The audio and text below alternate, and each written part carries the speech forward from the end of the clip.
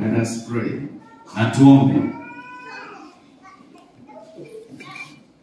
My dear Holy Father, Baba wangu mpendwa wa mbinguni, God of truth, Mungu wa kweli, in the name of Jesus Christ, katika jina la Yesu Kristo, I thank you, dear Lord, na kushukuru Bwana mpendwa for all these blessings that you have blessed us with. baraka hizi zote ambazo umetubariki nazo, The joy of the Holy Ghost, furaha ya Roho Mtakatifu, the love of God, upendo wa Mungu, the power of the Spirit. nguvu ya Roho. I pray, dear Father, Naomba Baba mpendwa, that you pour thy Spirit upon thy word. ya kwamba umimine Roho wako juu ya neno lako, Bless these your people na uwabariki hawa watu wako with thy word. na neno lako. Anoint their hearing. Tia upako kusikia kwao, Let them receive thy truth. na wacha wapokee ukweli wako. We have hope in your word. Tunao tumaini katika neno lako. Our life is because of thy word. Maisha yetu yako kwa sababu ya neno lako. We are here today because of you. Tuko hapa siku ya leo kwa sababu yako. It pleased God to speak Upendeze Bwana kunena to all these your people. kwa hawa watu wote wako. In thy name, Jesus, I pray. Katika jina lako Yesu naomba. Amen. And you may be seated. Naweza kuketi.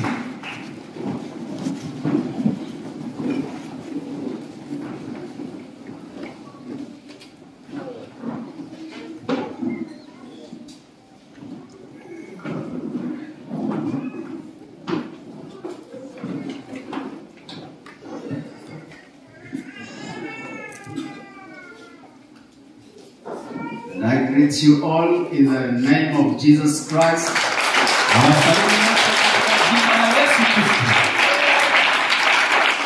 Greetings.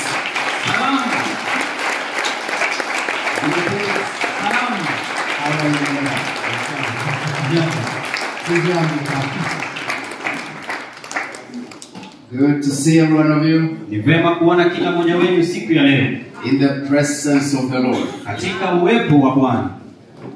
What a great love of God. Ni upendo mkuu kiasi gani wa Bwana Bring us together kutukusanya sote pamoja in His truth. katika ukweli wake. It takes the love of God for us to be here. Inagharimu upendo wa Mungu ili sote tuwe hapa. It takes the power of the gospel. Inagharimu uwezo ama nguvu ya Injili. It takes God. Inamgharimu Mungu. So let's give glory to God. Ndio basi tunampa Mungu utukufu. His great work Kwa ajili ya kazi yake tu and the purpose He has for us na makusudi aliyonayo kwetu sisi in our lives. katika maisha yetu. I see Brother Philip Na mwana ndugu Philip behind somebody. pale nyuma ya mtu fulani.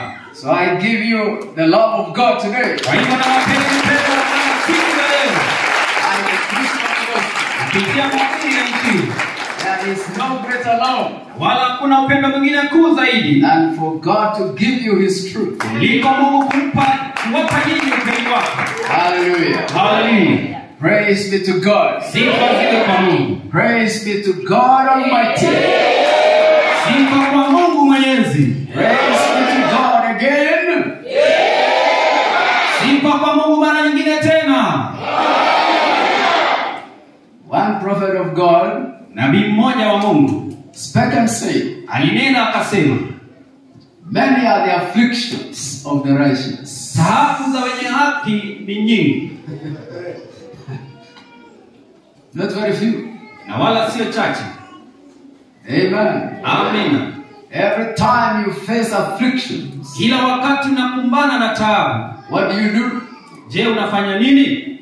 If you have a mother, Iwapo kuna mama yako, maybe you may run to her. pengine unaweza mkimbilia. If you are a little child, Iwapo wewe bado ni mtoto mchanga. if you have a father, Iwapo kuna baba, I say if because most of the time they leave the world. nasema iwapo mara wakati mwingine huwa wanaondoka ulimwenguni, And you may remain alone. na unaweza salia mwenyewe, And you may feel that you are lonely. na unaweza hisi upweke. Because you see others have Kwa theirs. sababu unaona wengine wako na baba zao. So you measure yourself with the lives of others. Kwa hiyo unajipima wewe na maisha ya wengine. But I want to tell you, Lakini nataka kuambia, many are the afflictions of the righteous. mateso ya wenye haki ni mengi. And the scripture says, Lakini maandiko yanasema, but the Lord lakini Bwana delivers them from all of them. anawakomboa kutokana nazo zote.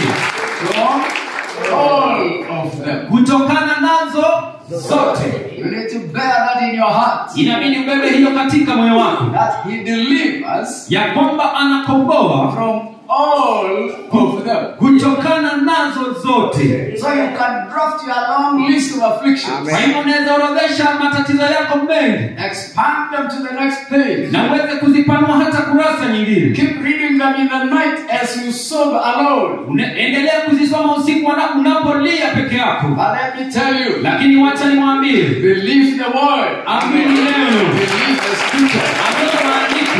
The Lord Bwana delivers them anawakomboa kwa wote. from all.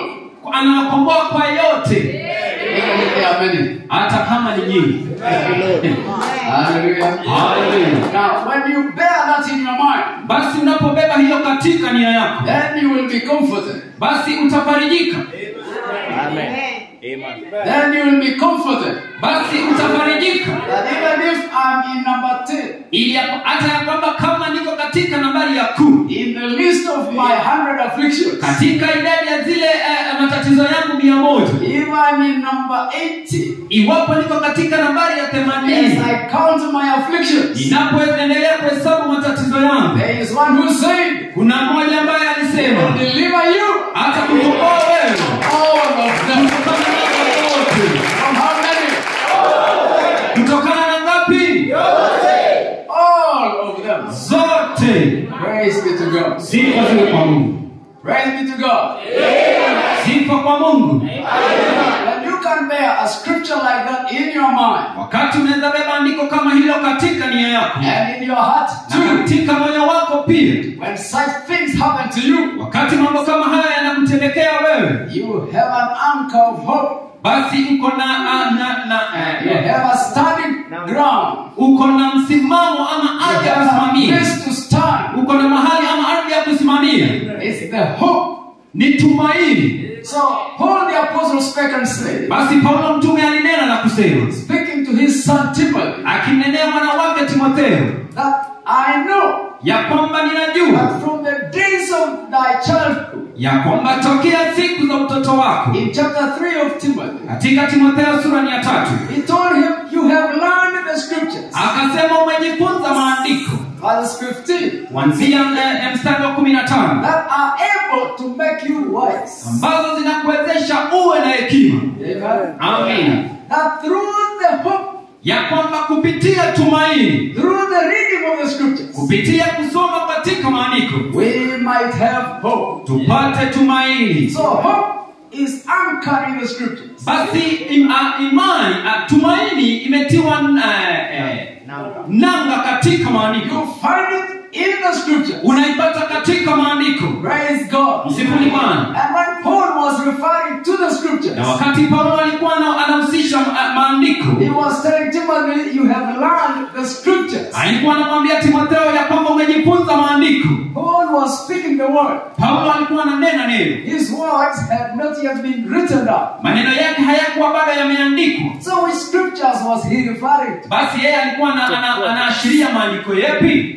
Yet, as he was speaking, now that was his first day to speak the scripture. Ilhali alipokuwa ananena, ilikuwa mara yake ya kwanza kunena maandiko haya. And Timothy had learned the scriptures from his childhood. Na Timotheo alikuwa amejifunza maandiko tangia siku zake za utoto. So which scriptures were these? Basi haya maandiko yalikuwa yapi?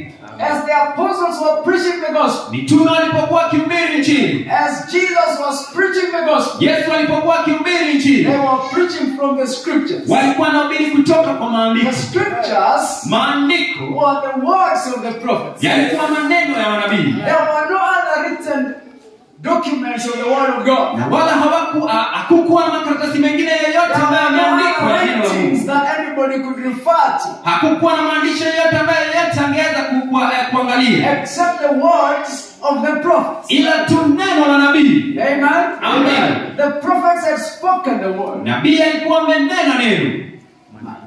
Manabii walikuwa wamenena And maneno. they had been written down. Manabii walikuwa wamenena neno na lilikuwa limeandikwa. Amen. Amen. Some on skins Zingine zilikuwa zimeandikwa katika ngozi and other kinds of materials. na vitu vingine kama hivyo. And they used to be, they were scrolls. Na kulikuwa na vyuo. They used to be kept in pots Zilikuwa zinawekwa katika nyungu and preserved in a proper manner. na kuwekwa kwa njia ambayo inastahili. So that today, Ili ya kwamba siku ya leo in 2025, katika mwaka wa 2025 we can still read the 2000 BC scriptures. bado tunaweza kusoma maandiko yaliyoandikwa miaka 2000 iliyopita. What a blessed people that we are. Je, sisi ni watu waliobarikiwa kiasi gani? Even the very scriptures Ili ya kwamba hata maandiko that hasa were read by Jesus Christ himself being in the flesh. yani aliyesoma Yesu Kristo mwenyewe akiwa katika mwili, In the synagogue, in the Sabbath day as it is today. akiwa katika sinagogi siku ya Sabato kama siku iliyo ya We leo, can still read the same verse. bado tunaweza soma andiko hilo hilo, The scriptures of the prophets. maandiko ya nabii, manabii. These words are older than the words which are in the Quran. Haya maneno ni ya kale kuliko maneno yaliyo katika Qur'an. We are referring to a more older matters. Tunaashiria mambo ambayo ni ya kale zaidi. Amen.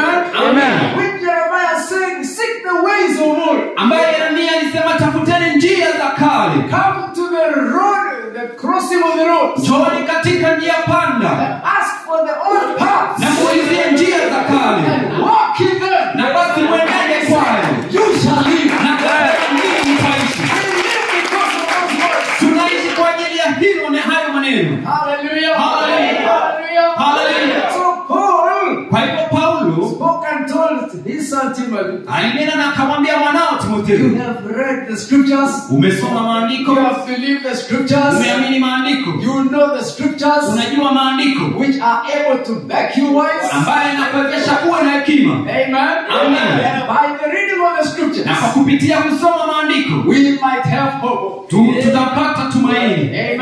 Amen. For every word of God Kwa maana kila neno la Mungu is good ni nzuri and profitable. na ina faida. Say it's profitable. Hebu sema ina faida. To make a profit, Iwapo unataka kutengeneza faida, go to the word. enda katika neno. Amen. Amen. So as you face afflictions, Basi unapokumbana na matatizo, amen, God will deliver you from all of them. Mungu atakuokoa kutokana nazo zote. And the hope that you are supposed to get Na tumaini ambalo unapaswa kupata is in the scriptures. iko katika maandiko. Amen. Amen. Praise God. There is a time Unao wakati when you face such things ambapo unakumbana na mambo kama haya. and you do so. Wakati unafanya hivyo, If the scriptures will be found in you, wapo andiko hili litapatikana ndani yako, then you will be comforted. basi utafarijika. Praise God. Msifuni Bwana. The scriptures can comfort you. Maandiko yanaweza kukufariji. The words of the prophets were designed Maneno ya manabii yalibuniwa to understand the intents and the thoughts of the ili heart of ili man. uweze kutambua dhana na msia za moyo wa That's mwanadamu. why Paul said the word of God Ile ndio sababu Paulo alisema neno la Mungu in Hebrews 4. katika Waebrania 4. He said it's sharper than any two-edged sword. Akasema ni kali kuliko upanga ukatao And kuwili, it understands na inafahamu even the thoughts hata dhana and the intents of the heart. na makusudi ya moyo. It searches the deep things. Inachunguza mambo ya ndani kabisa. It brings forth you as you. Inakuleta wewe ukiwa wewe When you halisi. want to know yourself, Iwapo unataka kujitambua, find yourself in the word of God. wewe nipate katika neno la Mungu. As God sees you, Jinsi ambavyo Mungu and as anakuona, God understands you. jinsi ambavyo Mungu anakuelewa. Praise God. Msifuni Bwana. Hallelujah. Hallelujah. So we find comfort Kwa hivyo tunapata faraja in the scriptures. katika maandiko. So we need to see and read in the scriptures. Kwa hivyo inatupasa tuone na tusome katika And maandiko. see how can God comfort you? How God can comfort you. Na uone ni jinsi gani ambayo Mungu anaweza kukufariji. Amen. Amen. Praise God. Sifuni Bwana. Jesus spake in John 14, Yesu alinena katika Yohana 14 in verses 15, kuanzia mstari wa 15. he said, Alisema, if you love me, iwapo unanipenda mimi, keep my commandments. basi zitunze amri zangu. Amen. Amen. And then there is something that follows by verse 16. Kuna jambo ambalo linafuata hapo katika mstari wa He 16. said, then I will pray the Father. Basi akasema, basi nitamuomba Baba. Ask the Father, Nitamuomba Baba, and he will send you a comforter. naye atawatumieni mfariji. Amen. Amen. Why would you need a comforter the moment you keep the commandments? Ni kwa nini basi unahitaji mfariji wakati unazitunza amri? Do you need to be comforted when you are feeling okay? Je, unahitaji kufarijika wakati unahisi uko sawa? When you are happy, do you need comforted? Je, wakati umefurahia unahitaji kufarijika? How many of you are comfortable now? Ni wangapi ambao wako sawa sasa hivi? Okay? Sawa. Thank you. Asante. Amen, amen. Amina, amina. You may temporarily be comfortable because you are in the presence of the Lord. Unaweza kuwa unastarehe kwa muda mfupi maana mko katika uwepo wa Bwana. But things may change in a moment. Lakini mambo yanaweza badilika kwa ghafla. God did not guarantee you Mungu hakuweka wewe that you will not face affliction. ya kwamba usikutane na mateso. That you are not a Christian. Basi wewe sio Mkristo. Amen. Amen. Jesus promised a lot of them. Yesu aliahidi nyingi kama You hizo. know, people run to church and that they might find comfort. Unajua watu wanakimbilia kanisani ili ya kwamba wapate faraja. Let me surprise you. Wacha nikustaajabishe. The moment you come into the kingdom of God, Kipindi kile unapoingia katika ufalme wa Mungu, you are recreated, basi unaumbwa tena transformed, reformed, na kubadilishwa na kugeuzwa remade na kuundwa upya to be able to face a different kind of life. ili uweze kukumbana na maisha ya aina tofauti. Hallelujah. Hallelujah. Because from that very moment, Kwa maana tangia wakati huo you huo have declared war wewe umetangaza vita with the one that fought with God eye to eye na yule ambaye alipigana na Mungu macho kwa macho in heaven. pale mbinguni, And he's in the world now. na yeye yuko ulimwenguni sasa hivi. Hallelujah. Hallelujah. So what do you expect? Kwa hivyo wewe unatarajia nini? So Jesus said in John 16 Yesu alisema katika Yohana 16 that in the world ya kwamba katika ulimwengu you shall have tribulation. wewe utakuwa na mateso. Kunradi, wewe utakuwa na dhiki. Amen. Amen. He didn't say you won't have it. Hakusema hautakuwa nayo. Amen. Amen. So when we get testimonies here Kwa hivyo tunapopata shuhuda hapa that in the course of the week ya kwamba katika wiki iliyopita I woke up with a very serious problem, niliamka nikiwa na matatizo makubwa sana, and the other week you had a testimony here of a great deliverance and salvation. na hiyo wiki nyingine ulikuwa na mshuhuda hapa ya ukombozi mkuu na kuwekwa sawa. You know, some people begin to wonder, then what happened? Na watu wengine wanaanza kushangaa, basi nini ilitendeka? Why didn't that same God continue to keep you? Ni kwa nini huyo Mungu huyo hakuendelea kukuhifadhi? He didn't promise that it would happen like that. Hakuahidi kwamba itatendeka hivi. He said you will have tribulation. Alisema utakuwa na dhiki. But he said, Lakini anasema, but be of good cheer. basi lakini furahini. Hallelujah! Hallelujah! I have overcome the world. Mimi nimeushinda ulimwengu. So what did he say? Basi alisema nini? He's saying as you pass through the tribulation, Anasema unapopitia katika majanga hayo, cheerfully do so. wewe pitia kwa furaha. Keep smiling as you face them. Endelea kutabasamu unapokumbana nazo. Don't even let people know you are going through it, Usiwache hata watu wajue ya kwamba unapitia majanga hayo, because they won't help anyway. maana hawawezi kusaidia hata hivyo. Shortly we will read that and find out that really they can't help anyway. Kwa ufupi tutasoma hiyo na tutambua kwamba hakika hawawezi saidia hata hivyo. Amen. Amen. So Peter came with a word of comfort, Kwa hivyo Petro akaja na neno la faraja and he said, "Brethren beloved, na akawaambia, wandugu wapendwa, don't be surprised msistaajabishwe when you face trials in the world, wakati mnakutana na majaribio katika as if ulimwengu, something new has happened to kana you." kwamba jambo jipya limekutendekea. He said the same is being faced by the brethren all over the world. Akasema mambo kama hayo wandugu wanakumbana nayo kote kote ulimwenguni. Amen. Amen. Then he said, "The Lord Kisha akasema only. Anajua jinsi ya kuwakomboa wale wateule. Amen. Amen. He knows how to do it. Anajua jinsi ya My kuifanya. God knows how to do it. Mungu wangu anajua jinsi ya kuifanya. He knows how to do it. Kuna Mungu ambaye anajua jinsi ya He knows kuifanya. how to go about it. Anajua jinsi ya kuitendea kazi. Amen. Amen. Every time you face it, Kila wakati unapokumbana naye, you are no longer the same. wewe hauko sawa tena. You will not remain the way you were Hautasalia jinsi ulivyokuwa. thereafter. Baada ya hapo, Amen. Amen. That is how gold is purified. hivyo ndivyo ambavyo dhahabu husafishwa. And I see lots of gold here covered with dust. Na ninaona hapa dhahabu nyingi ambayo imefunikwa na vumbi. And I see lots of gold here Na ninaona dhahabu nyingi hapa covered with dust. iliyofunikwa na vumbi. Amen. Amen. You know how gold is purified? Je, unajua jinsi ambavyo dhahabu inasafishwa? You don't know it because you haven't seen it. Hamjui kwa maana hamjaiona bado. You go to the gold mine in Kakamega. Ndeni pale ambapo wanasafisha dhahabu pale Kakamega.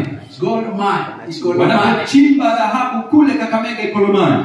The lawyers called it Ikolomani because they had somebody saying gold mine. Waluya wanasema Ikolomani maana walisikia mtu akisema gold mine. So that village called Ikolomani, I've been there. Kwa hivyo hicho kijiji kinachoitwa Ikolomani nimekuwa pale. Gold, seriously. Kuna dhahabu nyingi tele pale. There's another sister who had gold just on the ground like that. Kuna binti mwingine ambaye alikuwa na dhahabu tu pale chini katika ardhi. And young men were digging gold from her farm. Na vijana walikuwa wanachimba dhahabu pale katika shamba lake. You wish it was your farm. Nimetamani ingekuwa shamba lako, sivyo? The government comes for it. Serikali inakujia hilo. So gold is purified only by fire. Basi dhahabu husafishwa tu kwa moto. There is no other way. Hakuna njia nyingine You can make gold to be precious ambayo inaweza fanya dhahabu iwe ya dhamani except that you burn it. ila tu uichome, Not in any normal fire, na wala sio katika moto yoyote ya kawaida, but in a furnace like where Shadrach, Meshach and Abednego were. bali katika tanuru kama jinsi Shadraka, Meshaki na Abednego walipotupwa pale. How many love the God of Shadrach, Meshach and Abednego? Ni wangapi wanampenda Bwana Mungu wa Shadraka, Meshaki na Abednego? Hallelujah. Hallelujah. Why do you love him? Ni kwa nini unampenda? Because of the things he does when you are in such a furnace. Kwa sababu ya vitu anavyofanya unapokuwa katika tanuru kama hivi. What does he do? Anafanya nini? He comes in there to be part of it. Anakuja pale ndani awe sehemu yake. Thank God! Hallelujah! He comes in there to walk there with you. Anakuja pale ndani kutembea pamoja nawe. Nebuchadnezzar saw the fourth man, Nebukadneza alimwona mtu wa nne. and he was also walking around. Pia alikuwa anatembea hapa na pale. Amen? Amen. Praise God. Msifu Bwana. And remember, brethren, Lakini kumbukeni wandugu, this was not a palace, it was a furnace. hii haikuwa kasri bali ilikuwa tanuru ya moto. They were not thrown into a palace, they were thrown into a furnace. Hawakutupwa katika kasri bali walitupwa katika tanuru ya moto. Hallelujah. Hallelujah. Praise the Lord. Msifu Bwana. Because these people didn't know the God of this man. Kwa sababu hao watu hawakumtambua Mungu wa watu hao. But when they were coming out of that place, Lakini walipokuwa wanatokea mahala pale, what was the new decree? amri mpya ilikuwa nini? Amen. Amen. A new law was written. Sheria mpya iliandikwa. A new command was issued Amri mpya ilipeanwa by the president. na yule rais, That from today, ya kwamba tokea siku ya leo, because of this furnace, kwa sababu ya moto huu and because of these men that have come out, na kwa sababu ya watu hao ambao wametoka pale, I decree, nina amri according to the law of the Medians and the Persians, kulingana na sheria ya Wamedi na Waperesi which cannot be altered, ambayo haiwezi kamwe kubadilishwa, that no other God should ever be worshipped ya kwamba hakuna Mungu mwingine ambaye anapaswa kuabudiwa except the God of these three men. ila tu hao watu watatu hapa. You forgot to say, and the God of the fourth one, Ni sawa kusema na Mungu wa huyo wa nne, which is the God of our Lord Jesus Christ. ambaye ndiye Mungu wa Bwana wetu Yesu Kristo. Amina, amina. Praise God. Sifuni Bwana. These men proceeded out of that furnace, Hao watu walitoka katika taru ile ya moto having been purified. wakiwa wamesafishwa. They believed God even much more now. Walimwamini Mungu hata zaidi sasa. They came out with a testimony. Walitoka pale na ushuhuda. Everybody was witnessing. Kila mmoja alikuwa anashuhudia. And there was no reason not to worship the God of those men. Na hakukuwa na sababu yoyote ya wao watu kutomwabudu Mungu wa watu wale. But I want you to check. Lakini nataka utazame The critical moment. wakati ule haswa, When that decision was being made. wakati uamuzi huo ulitolewa. Because there were several persuasive forces. Maana kulikuwa na nguvu nyingi ambazo zinashawishi. Both from relatives and friends. Kutoka kwa watu wa jamii hata na marafiki pia. And a lot of sympathy. Na hata huruma nyingi. But they never took heed. Lakini wala hawakusikiza. Because they were cleaving to the word of God. Maana walikuwa wanashikilia neno la Mungu. They were believing the words of the prophets. Walikuwa wanaamini maneno ya manabii. Daniel was praying for them. Daniel alikuwa anaombea. Hallelujah. Hallelujah. He told them, get in, boys. Alimwambia ngeni pale ndani I'm vijana. going to pray and call upon my Mimi God. ninaenda kuomba nimwite Mungu wangu. Hallelujah. Hallelujah. Praise the Lord. Sifu Bwana. If he saved them from the lions, Kama alimwokoa kutokana na he was simba, able to save them from the fire. alikuwa anaweza kuwakotana na moto.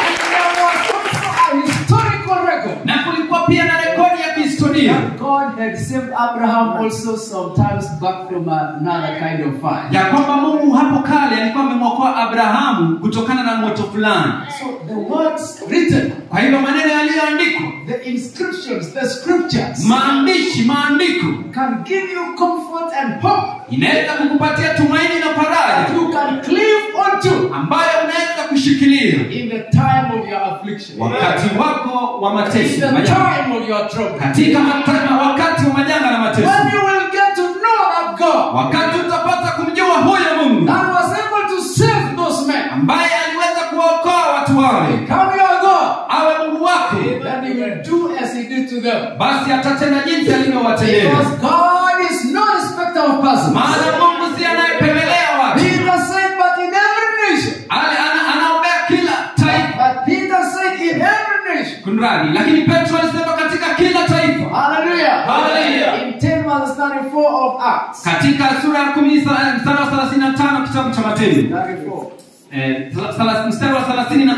Amen. Amen. He that worships him. Yeye amwabuduye. He said, I perceive that God is no respecter of persons. Akasema nafahamu ya kwamba Mungu sio anayependelea watu. Amen. Amen. Mungu hana upendeleo. Asante. Mungu hana He upendeleo. said, I perceive Akasema nimetambua God is no respecter of persons. ya kwamba Mungu hana upendeleo. But in every nation, Lakini katika kila taifa, not just in Europe, sio pale Europa peke yake, America, ama Marekani. he said in every nation. Alisema katika kila taifa. Amen. Amen. He that worships him Yeye amwabuduye and does his will na kutenda mapenzi yake, is accepted of him. yeye anakubaliwa naye. Amen. Amen. God does not select or choose you Mungu hakuchagui ama hakuchagui because of your nationality. kwa sababu ya utaifa wako ama uraia wako. God is a spirit. Mungu ni roho. Nationality has nothing to do with God. Uraia haina lolote kuhusiana na Mungu. Amen. Amen. God sees you. Mungu anakutazama He wewe. looks at you as a soul. Anakutazama wewe kama nafsi. Praise God. Sifu Mungu. Hallelujah. Hallelujah. So he sends the comforts Kwa hivyo anatuma faraja in the time of affliction katika nyakati za majanga to them that are righteous. kwa wale walio na haki. Praise God. Sifu Mungu. He sends deliverance. Anatuma ukombozi. He sends salvation. Anatuma wokovu. Amen. Amen. By his word. Kupitia neno lake. Praise God. Sifu Mungu. That's why Psalmist said Hiyo ndio sababu Zaburi alisema that he sent his word. ya kwamba alituma neno lake And his word healed them. na neno lake likawaponya. His word healed them. Neno lake likawaponya. His word reaches you. Wakati neno linakufikia, It heals you. inakuponya, Heals your life. inaponya maisha yako, Heals your spirit. inaponya roho yako, Heals your soul. inaponya nafsi The yako. Lord is your healer. Haleluya! We are healed by the word of God. Tumeponya kwa neno la The Mungu. word of God is in you. Wakati neno la Mungu liko ndani yako, Heals you. inakuponya. Praise God. Sifu Mungu. Praise God. Sifu Mungu. So back the words of Jesus. Kwa hivyo turejelee maneno ya Yesu. So Jesus said, Kwa hivyo Yesu alisema, if you keep my commandments, iwapo utazishika amri zangu. amen. Amen. If you love me, Iwapo keep my unanipenda, commandments. iwapo unanipenda, basi zishike And amri I zangu. shall ask the Father, pray the Father, Nami nitamuomba Baba to give you another comforter. akupatie mfariji mwingine. When he was with them, he used to comfort them. Wakati alikuwa pamoja nao, alikuwa na He wafariji. was their comfort. Alikuwa faraja yao. The only hope Tumaini la pekee was him. ilikuwa ni yeye. And he said, there is another. Lakini akasema kunaye mwingine. And then he said, whom the world. Pokea. And he gave a reason. Na akapeana sababu. Amen. Amen. He said, they see him not. Akasema maana hawamuoni, Neither do they know him. wala hawamjui. He told his disciples, Na akawaambia wanafunzi wake, but you, lakini ninyi you have seen him mmemwona and you know him. na mnamjua. So who was that comforter? Kwa hivyo huyo mfariji alikuwa ni nani? The same Jesus. Huyo Yesu huyo. He said, I'm coming back. Akasema narejea tena. And in that day, Na katika siku hiyo, verse 23, katika mstari wa 23, I shall come and make an abode in you. mimi nitakuja nikae ndani yenu. I and the Father Na mimi pamoja na Baba shall come. tutakuja. Tutafanya nini? I and the Father Mimi pamoja na Baba shall come. tutakuja Make an abode in you. na tukae ndani yenu. God's dwelling place. Mahali maskani ya Mungu, Where God lives. mahali ambapo Mungu anaishi. Amen. Amen. If the devil breaks the house, Iwapo shetani atavunja ama bomoe nyumba, what shall he find? atapata nini? He will meet with his own nightmare. Atakutana na ndoto yake mbaya mwenyewe. You are the house. Wewe ndiye nyumba hiyo. Amen. Amen. Praise God. Siku Bwana. Jesus said, Alisema, Yesu alisema, I and the Father mimi pamoja na Baba shall come tutakuja and make na an abode in you, living. na tukae na tuishi ndani yako, Making you, turning you into God's holy temple. kufanya wewe uwe hekalu takatifu la Mungu. Now let the devil do what he wants to do. Basi wacha shetani atende lolote apendalo. I hope you have seen those small clips that people sometimes post. Natumai nimeona zile video ndogo ndogo wakati mwingine ambao watu weka uchapisha. I'm laughing before I tell you what. Tayari nacheka kabla sijawaambia ni kwa I nini. was watching another small clip. You know, there are many funny clips in the world. Nilikuwa naona video nyingine fupi, unajua kuna video nyingi. I mean, the world was never left without fun. Ulimwengu haukuachwa bila ya vitu vya There's always kuchekesha. something to smile about. Lazima kuwe na kitu ambacho kinakusababisha I'm smiling utabasamu. at this one. Na mimi natabasamia hii. Oh yes, there were some thieves. Kulikuwa na wezi fulani And they came. na wakaja, They wanted to rob some old man. walitaka kuwaibia wazee fulani. Walitaka kumwibia mzee fulani. And he had the windows of his car all the way up. Na alikuwa amefunga madirisha ya gari lake. So one on this side, Kwa hivyo mmoja upande ule, the other one on the driver's side, mmoja upande ule, na mwingine upande wa dereva nje. and two more on both sides. Na wengine wawili upande zote mbili.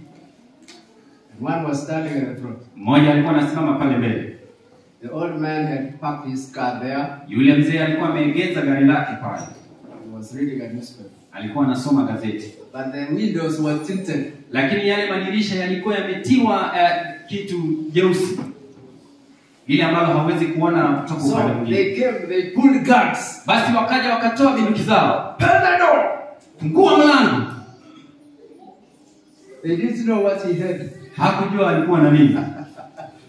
So, Basi, you know what he pulled from the side of his door? unajua ni nini ambaye alitoa katika upande wa mlango wake? He pulled out a revolver. Alitoa lile bunduki ambalo linaitwa revolver. A revolver is not just a small gun. Revolver sio bastola ndogo tu. he opened the door as he was spraying the bullets all over himself. Alifungua mlango akiwa anarusha marasharasha risasi yeye mwenyewe. The funny thing Jambo la kuchekesha nini? is the way these young men were running away. Jinsi ambavyo vijana walikuwa wanakimbia wakitoroka. They didn't know what was inside this car. Hawakujua nini ambalo lilikuwa ndani ya gari lake. So when you watch that, the way they was scrambling for safety themselves, Kwa hivyo ukitazama jinsi ambao wao wenyewe walikuwa wanakimbilia usalama, then you begin to laugh. wewe unaanza kucheka. What am I telling you? Ninawaambia nini? Let them break the door. Wacha wavunje mlango. Let them attack the building. Wacha wavamie jengo. Because they don't know who is inside. Maana hawajui nani aliyepanda.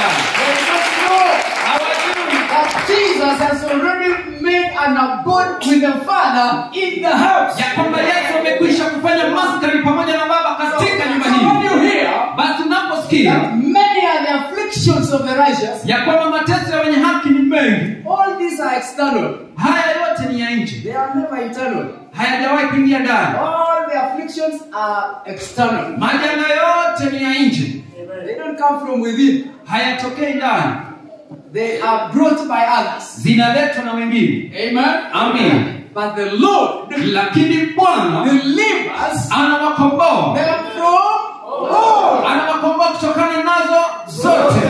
It's in Psalm 37 when you want to read at your own time. Iko katika Zaburi 37 wakati unataka kusoma kwa wakati wako. Amen, amen. Amina, amina. So Jesus said there. Kwa hivyo Yesu akasema basi, Amen. amina, I and the Father mimi pamoja na come Baba and make an abode in you. tutakuja na kufanya maskani kwako. Speaking of the Comforter Akinena kuhusu mfariji coming to live kukuja na kuishi within. ndani. Your comforts are no longer from outside. Faraja zako hazitoki nje tena, They are now within you. sasa ziko ndani yako. If you would receive, they are already there. Iwapo ungepokea, tayari ziko pale ndani, They are with God. ziko pamoja na Mungu, They are in the Holy Ghost, ziko katika Roho Mtakatifu who is called the Comforter. ambaye anaitwa mfariji. So why would you be comforted when you are okay? Basi ni kwa nini ufarijiwe wakati uko sawa? The moment you are made one with God, Kipindi kile unafanywa mmoja pamoja na Mungu. amen. Amen. You have to be attacked. Wewe unafaa kuvamiwa. Amen. Amen. Reason Sababu ni that perhaps you may bear a thought of maybe giving up pengine uwaze kuhusu kufa moyo or to forsake the word of God. ama kuachana na neno la Mungu, Oh, where is God now? ama ujiulize Mungu yuko wapi sasa. All nations that forget God shall be turned into hell. Mataifa yote ambayo yanamsahau Mungu yatabadilishwa yawe jehanamu. David said Yeah. in Psalms 9 verse 17, Daudi alisema katika Zaburi sura 9 mstari wa 17 every nation, ya kwamba kila taifa, all nations mataifa yote that forget God ambao wanamsahau shall be Mungu turned into hell. watageuzwa kuwa jehanamu. When you forget God, Wakati unamsahau Mungu, you are turned into hell. wewe unageuzwa kuwa jehanamu. A walking hell, Jehanamu a inayotembea, talking hell, jehanamu inayozungumza, a living hell. jehanamu inayoishi. Your house becomes hell. Nyumba yako inakuwa jehanamu. That's why the scripture says hell shall be thrown into the lake of fire. Hiyo ndio sababu neno la Mungu, Biblia inasema jehanamu itatupwa katika ziwa la moto. And you wonder what's God doing there? Basi unashangaa Mungu anafanya nini How pale? can God take hell and throw it in lake of fire? Mungu anawezaje chukua jehanamu na kuitupa katika ziwa la moto? Amen. Amen. It's people. Ni watu. People have become hell. Watu wamekuwa jehanamu. Hallelujah. Amen. So don't let anybody tell you go to hell. Kwa hivyo mtu yeyote asikwambie enda jehanamu. You can't go anywhere there. Hauwezi enda kokote hapo. Hell cannot come any longer into you. Jehanamu haiwezi kukujia wewe tena. Amen. Amen. All nations that forget God are the ones to be turned into hell. Mataifa yote ambayo yanamsahau Mungu ndio watakaogeuzwa kuwa jehanamu. And God says, come you forth from among them. Na Mungu akasema tokeni kwao enyi. Amen. Amen. God delivered Jonah out of the belly of hell. Mungu alimkomboa Yona kutoka katika tumbo la jehanamu. Now when you feel things are hot, Unajua wakati unahisi mambo ni joto, you speak of hell. unanena kuhusu jehanamu. Let me tell you, Wacha niwaambie, that's why we have the Comforter. hiyo ndio sababu tunaye mfariji. So that kind of a hell Ili ya kwamba aina hiyo ya is no jehanamu longer with us. haipo tena kati yetu. Some amen. Na mtu aseme amina. Praise God. Msifuni Bwana. Praise the Lord. Msifuni Bwana. So from the scriptures, Basi kutoka kwa maandiko we will find the comfort. tutapata faraja. Back to Isaiah the prophet. Rejelea Isaia nabii. Amen. Amina. Because those are the scriptures. Maana hayo ndiyo maandiko. Isaiah the prophet Isaia nabii in chapter 40 katika sura ya 40 from verses 1. kuanzia mstari wa kwanza. Hallelujah. Haleluya. Let's read. Na tusome. Begins by saying, Naanza kwa kusema, comfort you, my people, saith your God. watulizeni mioyo watu wangu, asema Mungu wenu.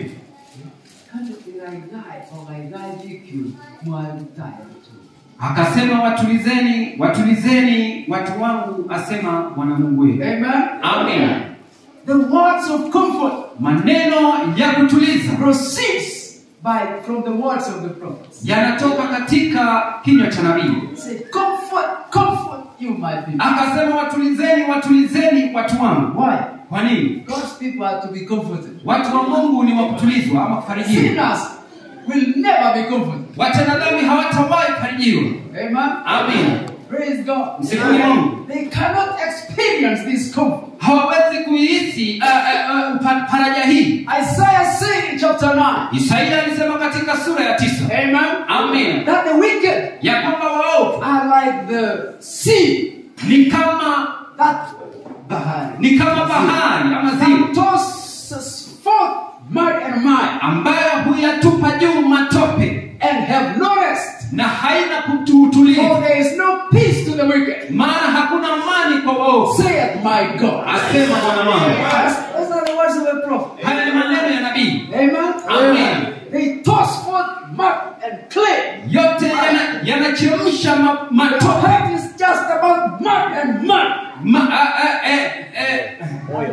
Mioyo yetu inahusu matope na matope. Nothing clean, nothing holy, nothing pure. Hakuna kitu chochote kizuri ambacho ni takatifu, kisafi ama cha Mungu. Amen. Amen.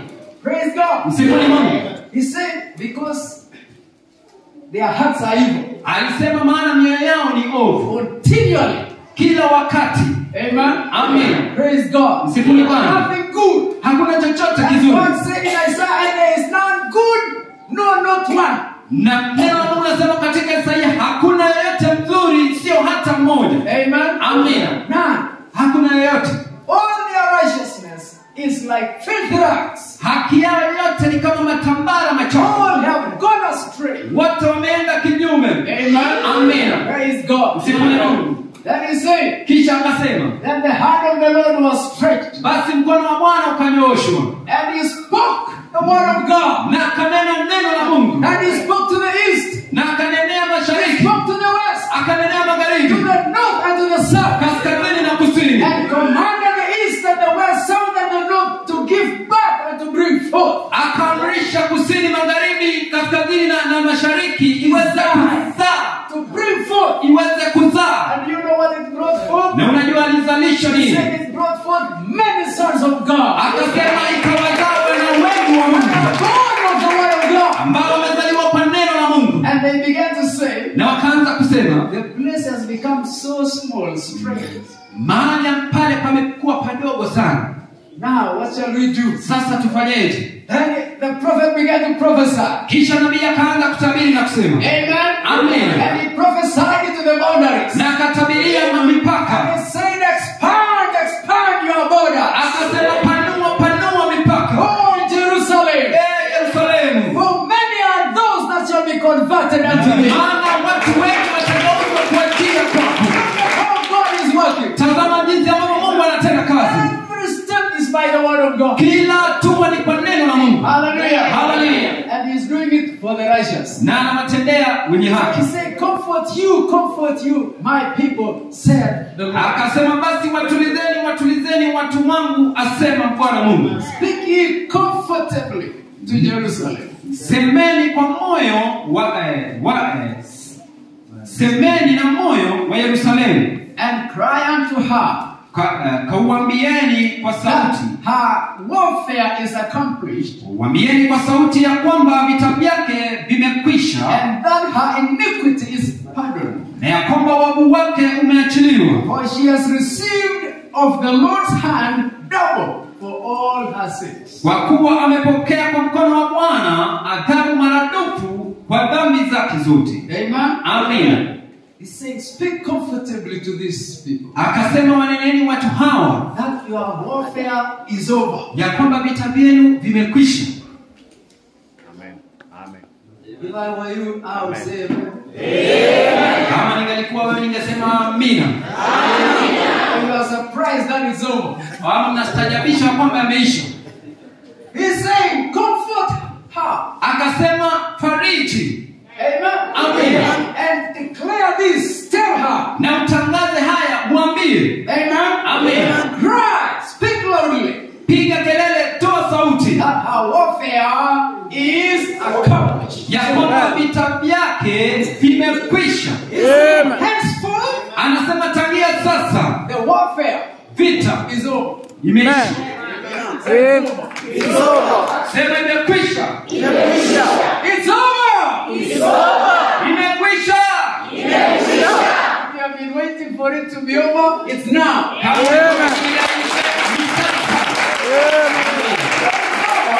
Kati imeisha. Amen. Amen. Any other battle Vita vingine vyovyote is not yours. sio vyako. Amen. The battle is not yours. Vita sio vyako. The battle belongs to the Lord. Vita ni vya Bwana. Amen. Amen. That's what the prophet spake. Hiyo lakini nabii alinena. Moses stood and told the people, Musa alisimama na kuambia watu, this battle is not yours. hii vita sio vyenu. So did Jehoshaphat. Ndivyo alivyosema pia Yehoshafati. This battle is not yours. Akasema hivi vita sio vyenu. It belongs to the Lord. Ni vya Bwana. When does God take over the battle? Ni wakati upi Mungu anachukua vita? When your sins have been pardoned. Wakati dhambi zako zimesamehewa. When your sins have been forgiven. Wakati dhambi zako zimeondolewa. When God lives in you. Wakati Mungu anaishi ndani yako. He takes over everything. Basi anamiliki mambo yote. That's why David said, Bila sababu Daudi alisema, oh, bless the Lord, oh my soul. oh, mbariki Bwana nafsi yangu. And forget not his benefits. Na usisahau faida zake. Bless the Lord, oh my soul. Mbariki Bwana nafsi And yangu. all that which is within me. Na yote yaliyomo ndani yangu. Amen. Because that is God taking over. Maana ni Mungu sasa anachukua usukani. When God rules. Wakati Mungu anatawala. When God lives in his temple. Wakati Mungu anaishi katika hekalu When you lake. become the habitation of God. Wakati umekuwa maskani ya Mungu. When God is living in you. Wakati Mungu anaishi ndani And you yako. have become God's holy temple. Wakati umekuwa hekalu takatifu la Mungu. Amen. Amen. Your sins have been forgiven. Dhambi zako zimesamehewa. Your iniquities have been pardoned. Maasi yako yameondolewa. Amen. Amen. And then Na basi God comforts you. Mungu anakufariji. He takes over the battles. Anachukua anamiliki vita vile. The warfare Zile vita ceases to be yours. inakoma kuwa yako. It is now accomplished. Sasa imekwisha. You can't fight it again. Hawezi pigana tena. It is the Lord now. Ni Bwana sasa. It is God. Ni Mungu. God knows how to fight. Mungu anajua jinsi ya That's why kupigana. he is called the Lord of hosts. Hiyo ndio sababu anaitwa Bwana wa majeshi. The Lord of all battle.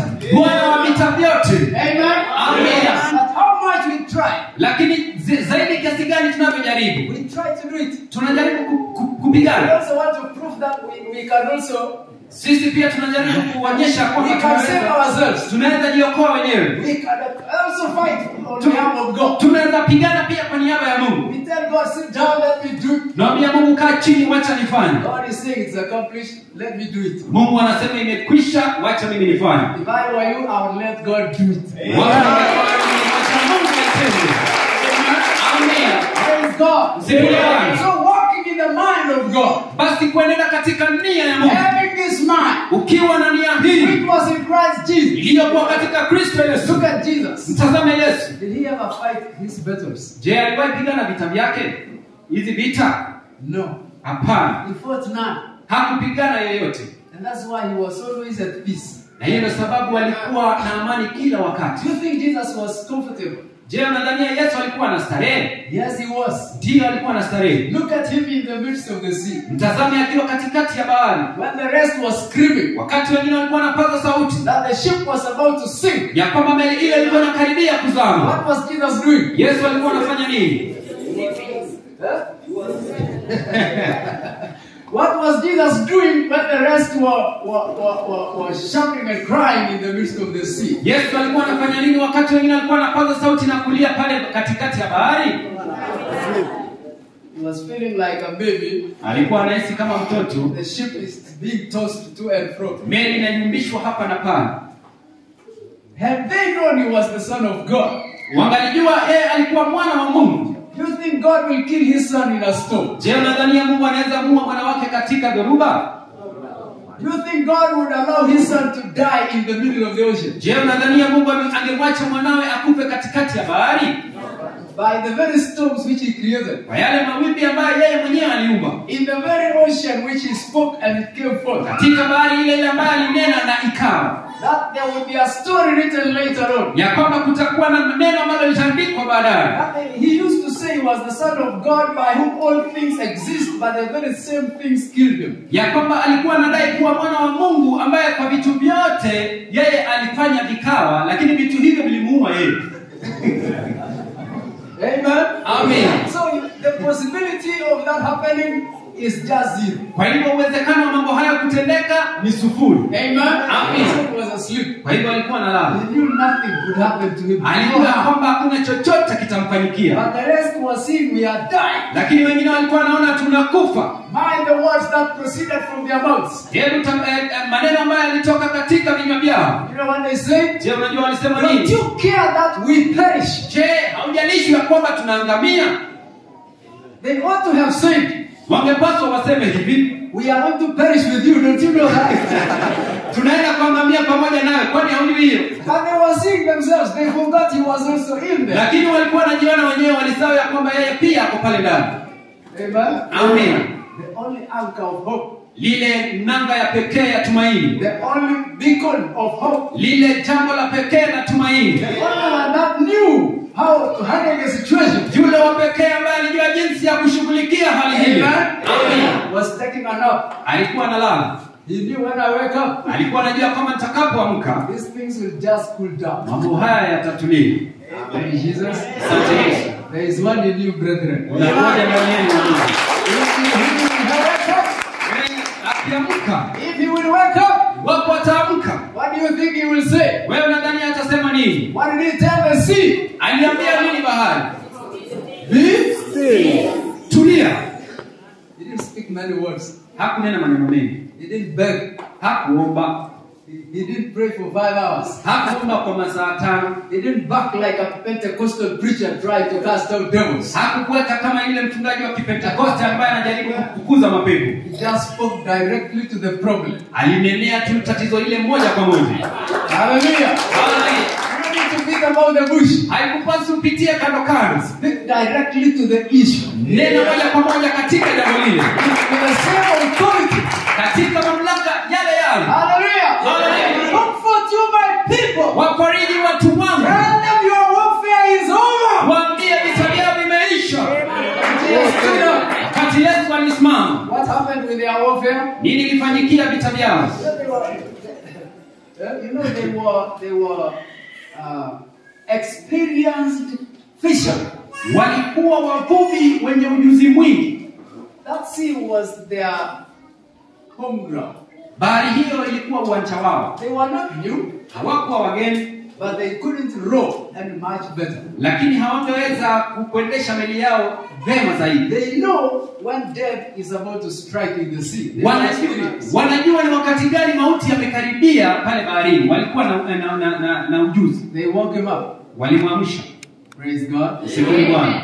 It's not that the Lord can sleep, Si ya kwamba Bwana anaweza lala, but he can put you to test. lakini anaweza kukutia katika majaribu. He can let you come to that critical moment Anaweza kukuachilia ufikie kiwango hicho hatari, when you will let him do it. wakati utamwachilia afanye, Because he knows maana anajua that you are not able ya kwamba wewe hauwezi, by yourself. wewe peke yako hauwezi. Amen. Amen. Praise God. Msifu Mungu. Comfort you, my people. Wafariji watu wangu, Let these people be comforted, oh God. wacha watu wafarijike.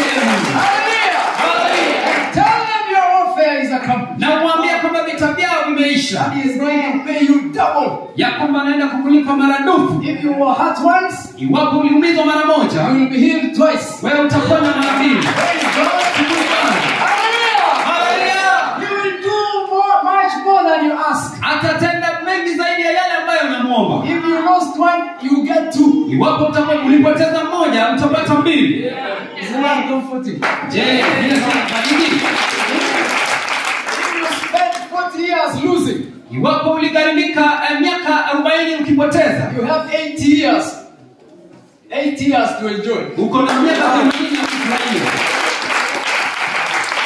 I want you to double everything. Nataka ufanye vitu vile mara mbili Take kutokea. any issue in your life Chukua kila hali katika maisha yako that has been painful. ambayo imekuwa ya uchungu, Amen. Amen. Turn it upside down igeuze juu chini. and receive double for the same.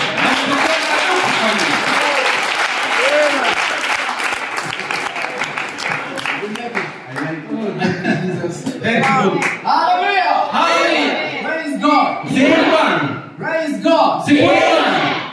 I mean, Elijah. Inamaanisha This is what Elijah. I mean, brother. Hii ndio kile ambacho namaanisha mimi. Maybe you are jobless for 40 years. Pengine umekuwa umekosa kazi miaka 40. The moment you get a job, Kipindi kile unapopata kazi, you earn like you have been working for 80 years. unapata kazi miaka 40. Hallelujah! Hallelujah! What means some of you, when you get it, you will never come to church. Tatizo yenu wengine, baadhi yenu ni ya kwamba wakati mtaipata hamtakuja tena kanisani. Amen. Amen. So God keeps paying you little by little. Kwa hivyo Mungu anaendelea kukulipa kidogo kidogo. He is scared of your reaction. Anaogopa jinsi ambavyo utatenda, utafanya. Amen. When your iniquities have been pardoned Wakati maovu yako yameondolewa and you are righteous, na wewe ni mwenye haki, and now you are ready to be paid double. na sasa uko tayari kulipwa maradufu. He's saying here, Anasema hapa, praise God. Sifu Bwana. Then your warfare is over. Wakati vita vyako vimeisha, Then payment, double payment time is come. basi wakati wa malipo maradufu umefika. Amen.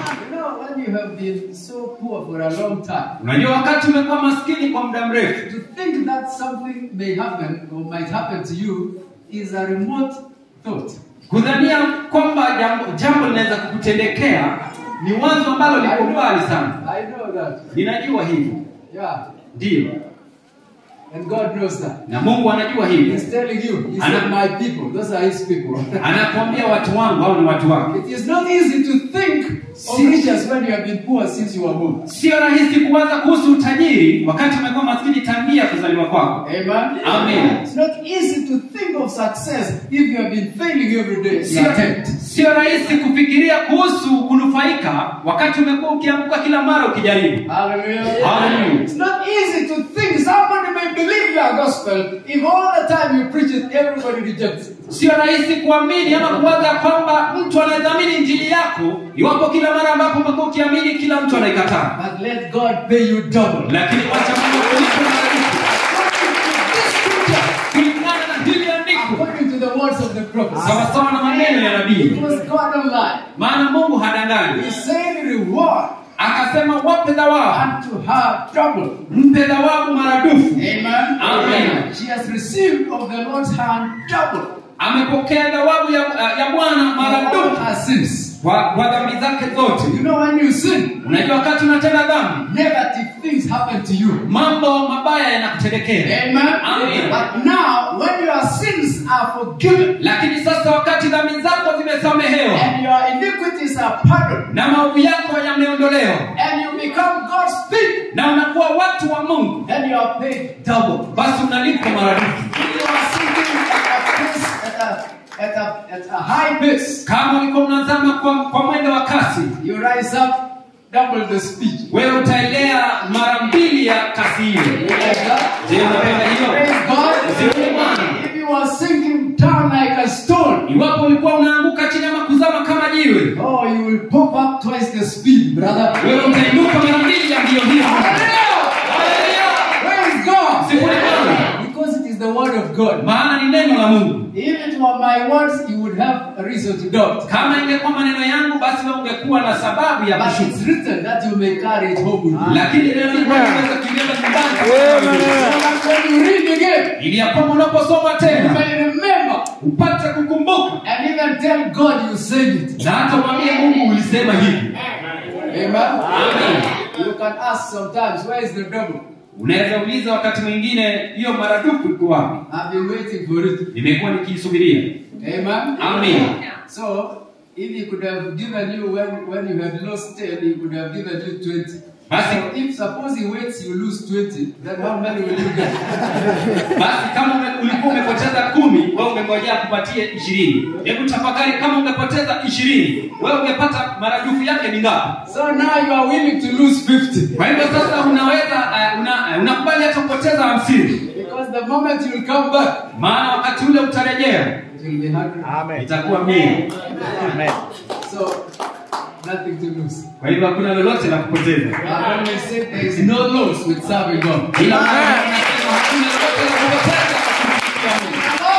Siku ni Bwana. There is no loss in the kingdom of God. Hakuna hasara katika ufalme wa Mungu. Everything, the scripture says, all things work for good. Maandiko yanasema mambo yote yanatendeka kwa wema. In Romans 8, all things, Katika Warumi sura ya 8, mambo yote, not some things, sio baadhi ya mambo, even the bad things. hata mambo mabaya. At that moment, we don't feel like it's working for our good. Wakati huo tunaona kana kwamba haitendeki kwa wema wetu. But thereafter, then we find it was working all the time for our good. Lakini baadaye tunatambua kwamba wakati wote imekuwa ikitendeka kwa ajili ya wema wetu. Only that we could not see at that moment. Ni vile tu hatungeweza kuona wakati huo. Amen. Amen. Praise God. Sifa ni Mungu. Praise be to God. Sifa kwa Mungu. And that's why, Na hiyo ndio sababu after that scripture, baada ya andiko hilo, amen, amina, you find the words of John the Baptist. unapata maneno ya Yohana Mbatizaji. The words which John the Baptist was preaching. Maneno ambayo Yohana Mbatizaji alikuwa akihubiri. Then it follows from verse 3. Basi inafuata kuanzia mstari He wa began 3. to say, make you straight the way for the Lord. Alianza kwa kusema yanyosheni mapito ya Bwana. Because he knew when you do it, Maana alijua kwamba unapotenda there hivyo, are things that you receive. kuna mambo ambayo unapokea. You get comforted. Unapata kufarijika. Praise God. Msifuni Bwana. Do you know God is not interested in comforting sinners? Je, unajua kwamba Mungu hapendezwi hana nia ya kuwafariji watenda dhambi? They have to seek their own way. Inabidi watafute njia yao wenyewe. Amen. Amen. And even at that moment when they seem to have found it, Na hata kipindi kile ambapo wanaonekana kana kwamba wameipata, they still don't have it. bado hawana. Amen. Amen. Praise God. Msifuni Mungu. But us, Lakini kwetu sisi, even when we don't seem to have it, hata kama inaonekana kana kwamba hatuna, that is the moment we have it. huo ndio wakati ambapo tunayo. That's why Paul says, Inasema Paulo alisema, oh yes, look at us. "O ndio tutazame We look sisi, like we are dying, tunaonekana kana kwamba tunakufa, yet we live. ilhali tunaishi As poor, kama maskini, yet making many rich. ilhali tunafanya wengi kuwa matajiri." See, we don't appear like the way we are. Hatuonekani jinsi tulivyo. Praise God. Msifuni Bwana. John said it's not yet appeared the way we shall be. Yohana alisema bado haijaonekana jinsi ambavyo tutakuwa, But we know. lakini tunajua. Do you really know? Je, hakika He unajua? said, but we know. Alisema ya kwamba lakini tunajua He shall appear. ya kwamba atakapodhihirishwa, We also shall appear with him. sisi pia tutadhihirishwa pamoja naye. As John 3 in glory. Katika Yohana wa kwanza 3, So katika John utukufu. picked up from there and began to speak the word of God. Kwa hivyo Yohana alichukua toka hapo akaanza kunena neno la Mungu. As a voice of the one crying in the wilderness. Ili kusikiliza ni sauti ya mtu aliaye nyikani.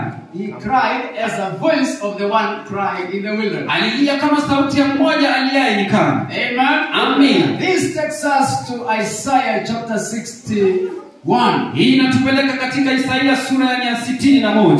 Amen. Amen. in the Bible. katika Biblia.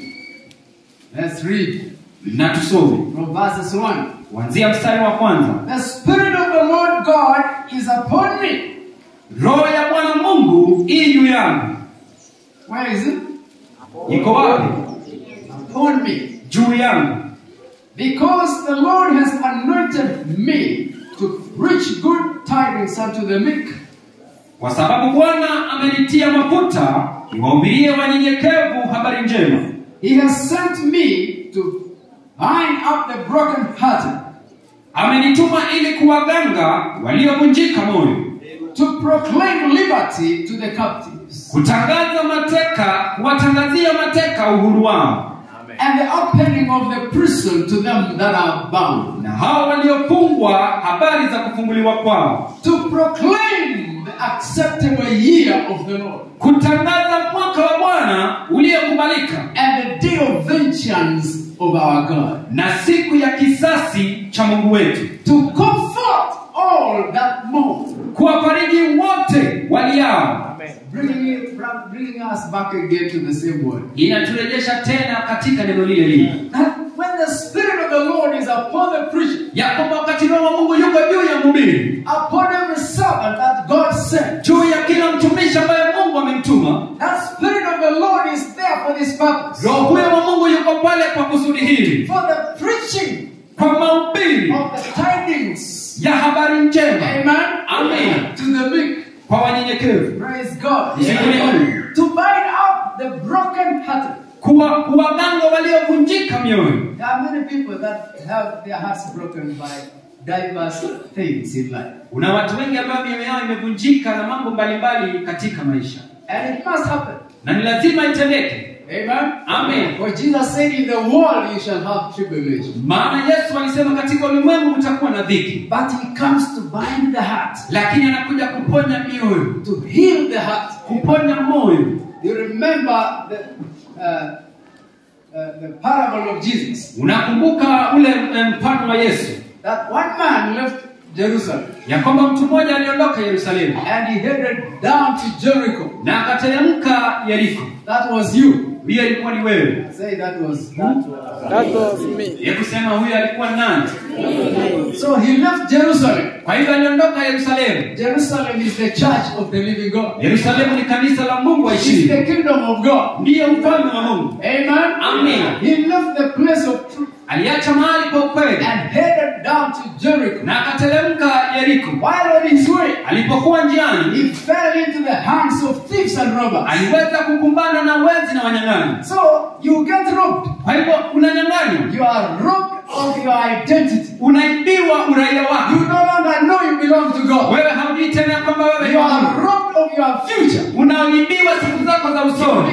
Rachel, Rachel, you become hopeless. unakuwa asiye na matumaini. Amen. Amen. You are robbed of your peace. Unaibiwa amani yako. You become troubled. Unakuwa na matatizo. Hallelujah. Hallelujah. All your strength disappears. Nguvu yako yote inaondoka. Your garment of holiness and righteousness. Mavazi yako ya haki na And utakatifu. you are left wounded in spirit, mind, and soul. Na unaachwa ukiwa umeumizwa katika moyo, nafsi na hata nini. Bleeding on the way. Ukiweza kutokwa damu pale njiani. Amen. Amen. And here comes the religious preachers. Na hapa sasa kunakuja na yule And mchungaji wa you kidini. know the anointing of the Holy Ghost. Asiye na upako wa Roho Without Mtakatifu. the Spirit of Christ. Asiye na Roho wa Kristo. Without the Comforter. Asiye na yule mfariji. What do they have to do to you? Wanapaswa kufanyia nini? They can't do anything. Hawezi tenda lolote. Because they have nothing. Maana hawana They lolote. can't comfort you. Hawawezi They kukufariji. can't heal you. Hawawezi kukuponya. They cannot change your life. Hawawezi kubadilisha maisha yenu. But one man came, Lakini mtu mmoja alikuja which Jesus termed him a Samaritan. ambaye Yesu alimuita Msamaria. You know, when you hear Samaritans, Unajua unaposikia Msamaria, you think Samaritans were not Jews unadhania kwamba Wasamaria hawakuwa Wayahudi until you read your Bible. hadi usome Biblia yako. Even when you read, there was a Samaritan woman. Hata ukisoma kulikuwa na mwanamke Msamaria. You want to think she belonged to the world of the Gentiles. Unataka kuwazia kwamba alikuwa wa watu wa The mataifa. Samaritan woman was not of the Gentiles. Mwanamke Msamaria hakuwa wa watu wa mataifa. She came from the house of Jacob. Alitoka katika nyumba ya Yakobo. She is the one who said, Jacob gave us this well. Yeye ambaye alisema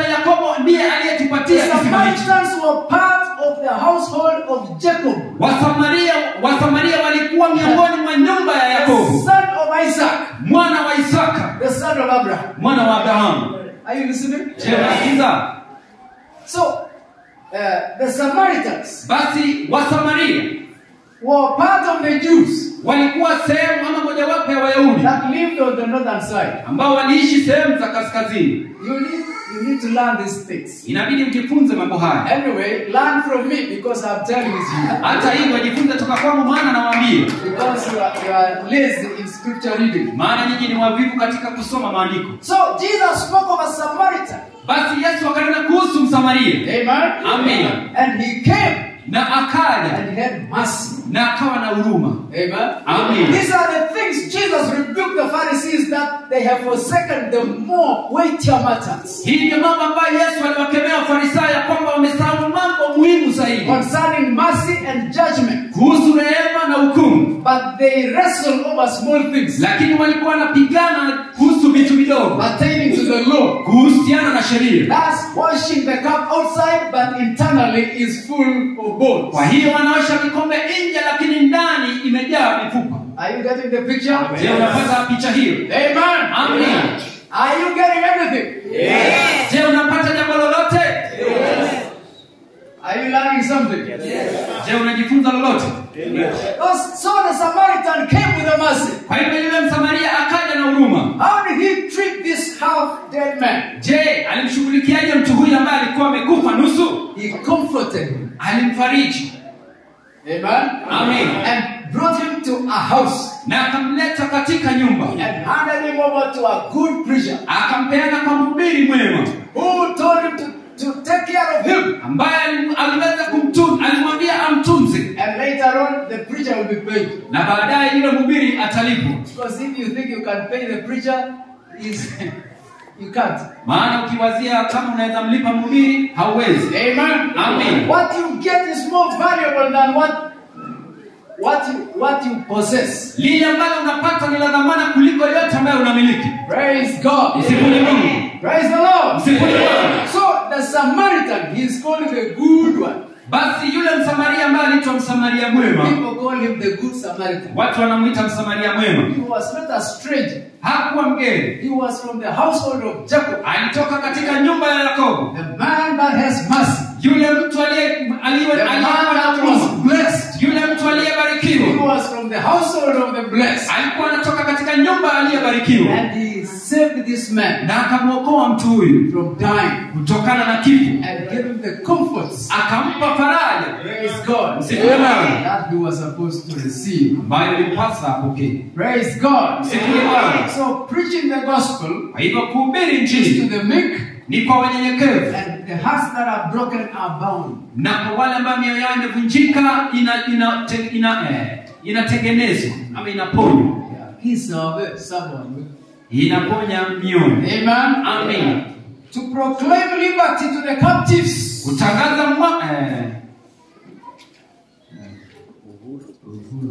Kutangaza uhuru kwa wao waliofungwa. Amen. Amen. This is the gospel. Hii ndio injili. The Spirit of the Lord Roho wa Mungu that brings comfort to you, ambaye inakuletea faraja, gives you liberty inakupatia uhuru from your captivity. kutokana na ufungwa wako.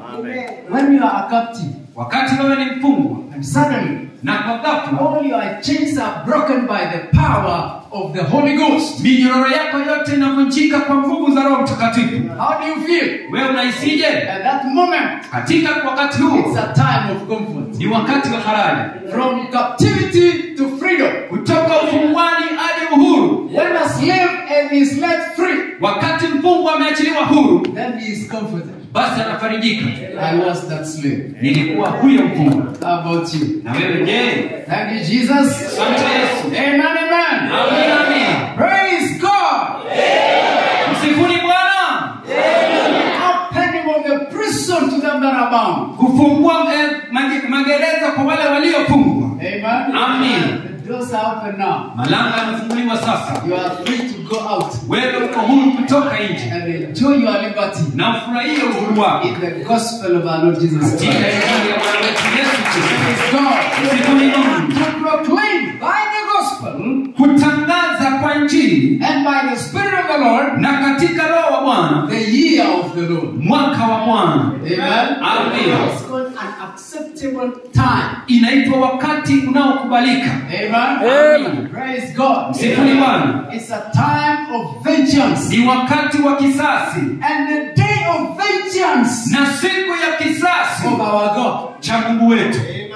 He's saying the time for God to avenge is come. Anasema wakati wa Mungu wa kulipiza imefika. What did he say in chapter 40? Alisema nini katika sura ya 40? That pay unto her double. Alisema kwamba mlipie maradufu.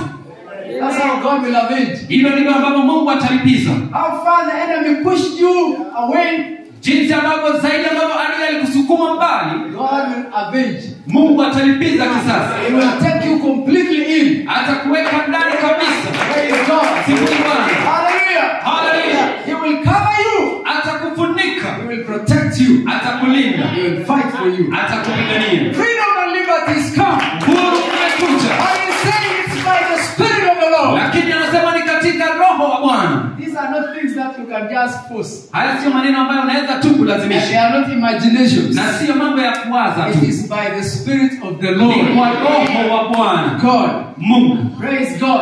Sifuni So Mungu. it takes God's Spirit, Kwa hivyo nagharimu Roho wa Mungu. the Spirit of truth, Roho wa kweli. for these things to happen to you. Ili ya kwamba mambo haya yakutendekee. That's why God spoke to you last time. Hiyo ndio sababu Mungu alikunenea wakati huo You mwingine. need to desire to be filled with the Holy Ghost. Ya kwamba inakupasa utamani kujaza na Roho Mtakatifu. Amen. Amen. A day of vengeance. Siku ya The kizazi. Spirit of the Lord is upon you. Wakati Roho wa Mungu yuko juu yako. God begins to avenge you, Mungu anaanza kukulipizia kizazi. to pay back double. Kulipa maradufu. Everything is avenged. Kila kitu analipiza. Everything you felt is avenged. Kila uchungu ya hizi analipiza. He said, vengeance is mine, I'll repay, saith the Lord. Akasema kisasi ni changu nitalipa, asema Bwana. Amen. How would it be if you let God do it? Wewe itakuwaje iwapo utamwacha Mungu aitende? Amen. Amen. He is able. Anaweza. And then he said that to comfort, the Spirit of the Lord is upon me to comfort all that mourn. Roho anasema Roho wa Mungu yuko juu yangu kuwafariji wote waliao. All this is a continuation of the Spirit of the Lord is upon me to do this. Hii yote ni maendelezi ya Roho wa Mungu yuko juu yangu ili nitende haya. When you are reading the word, capture the continuity. Wakati unasoma neno la Mungu, shika mambo ya mwanzo. Amen. Amen. So that you may know how God is speaking to you. Ushike uendelevu ili uweze kusikia The jinsi Spirit ambavyo of Mungu the Lord ananena. is upon me Kwa hivyo Roho wa Mungu yuko, Roho wa Bwana yuko juu to yangu. comfort all that mourn. Kuwafariji wote waliao. Amen.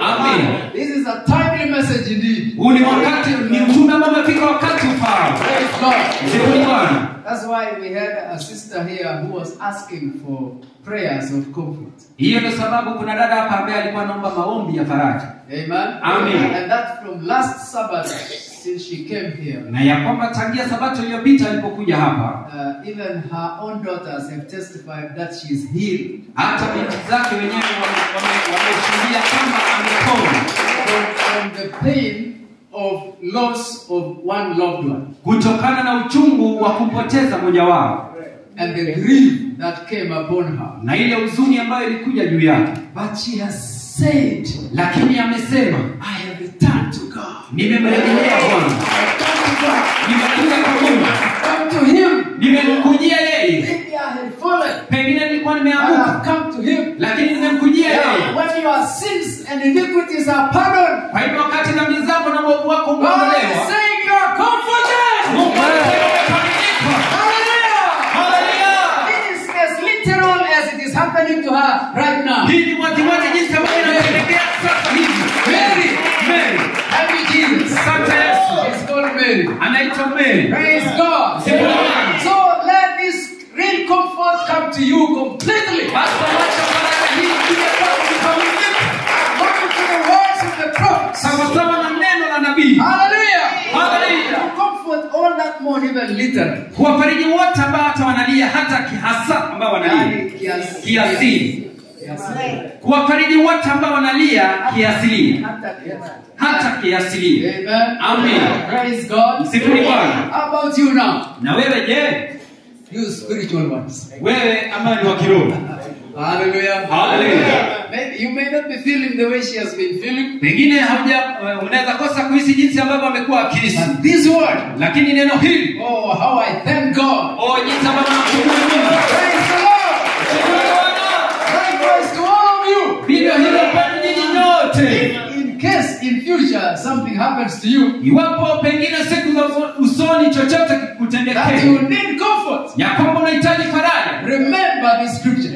kumbuka hili andiko, That it is by the word of the Lord ya kwamba ni kwa neno la Mungu, that God can comfort you. ya kwamba Mungu anaweza kukufariji wewe. Listen to what David said Sikiliza kile ambacho Daudi alisema in Psalms 119, katika Zaburi 119 in verses 49. kuanzia mstari wa 49. Hallelujah. Haleluya. 119, 119 verses 49. mstari wa 49. Praise God. Msifuni Bwana. It says, remember the word unto thy servant, upon which thou hast caused me to hope. Amen. Akasema, likumbuke neno ulilomwambia mtumishi wako, kwa sababu umenitumainisha. This is my comfort in my affliction. Hii ndiyo faraja yangu katika taabu yangu, For thy word has quickened me. ya kwamba ahadi yako imenihuisha. Thank you, Lord. Amen. Remember, he's speaking to God. Kumbuka, anamnenea Mungu, The word unto thy servant. neno kwa mtumishi wako. When you tell God to remember his word, Wakati unamwambia Mungu akumbuke neno lake, he will be very quick to do it. atakuwa wa haraka sana The kufanya, word of the Lord is quick. maana neno la Mungu ni la haraka, And he wants to prove himself that he is faithful. na anataka kujidhihirisha ya kwamba yeye ni mwaminifu. So he's saying, remember the word unto thy servant, Kwa hivyo anasema, kumbuka neno lako kwa mtumishi wako, upon which thou hast caused me to hope. ulionitumainisha. You have made me to hope in your word. Umenifanya nitumainie neno lako. He's speaking to God now. Ananenea Mungu sasa. This is how you pray. Unajua hivi ndivyo ambavyo unaomba. God, Unamwambia Mungu, Mungu, you know, you spoke unajua ulinena to your servant, you now. kwa mtumishi wako wewe sasa. Are you serving God? Je, unamtumikia Mungu? You know whether you are doing it or not. Unajua wapi unafanya hivyo au la? Remember that word. Kumbuka hilo neno. That word which you have made me to hope in. Hilo neno ambalo umenisababisha mimi nitumainie. I'm hopeless without your word. Unajua mimi sina hope. The only hope Sina I tumaini have bila is neno in lako. that word which you have spoken to me. Tumaini la pekee nililo nalo liko kwa hilo neno uliloniambia. Sasa Now, quickly fulfill. sasa itimize kwa haraka. Asante Yesu. Hallelujah. Haleluya. Remember the word unto thy servant, upon which thou hast caused me to hope. Likumbuke neno lililomwambia mtumishi wako, kwa sababu ulinitumainisha. This is my comfort Hii ndiyo faraja yangu in my affliction. katika taabu yangu. The word of God Neno la Mungu is our comfort ndiyo faraja yetu in the time of our affliction. katika wakati wa taabu zetu. For thy word has quickened me. Kwa maana neno lako limeniuisha. Chapter 94. Sura ni ya 94. Chapter 94 of Psalm. Zaburi sura ni ya 94. Amen. Amina. Verses 17. Kuanzia mstari wa 17. Unless the Lord had been my help, Kama Bwana asingalikuwa msaada wangu, my soul had almost dwelt in silence. nafsi yangu kwa upesi ingalikaa penye kimya. You see? Naona When I said, my foot slips, thy mercy, O Lord, held me up. niliposema mguu wangu uliteleza, ee Bwana, fadhili zako zilinitegemeza. In the multitude of my thoughts within me, thy comforts delight my soul. Katika wingi wa mawazo ya moyoni mwangu, faraja zako zilinifurahisha roho yangu. Amen. Look at that. Hebu tazama hii. Amen. Amen. You know, this is life, real life. Unajua hii ni maisha. First he is looking at the Lord. Kwanza anamtazama Bwana. He said, unless the Lord had been my help. Akasema kama Bwana haingalikuwa msaada wangu, I could have slipped. mimi ningeteleza na nianguke niondoke. Amen. Amen.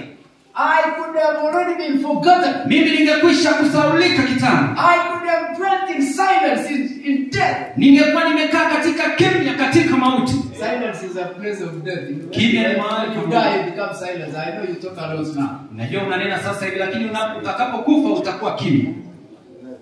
But if you happen to speak, then we will know something happened to you. Lakini ukinena tutajua jambo lilikutendekea. If you happen to speak when you are dead, Wakati utazungumza wakati umekufa, we will have experienced a resurrection miracle. tutakuwa tumekumbana na muujiza wa ufufuo.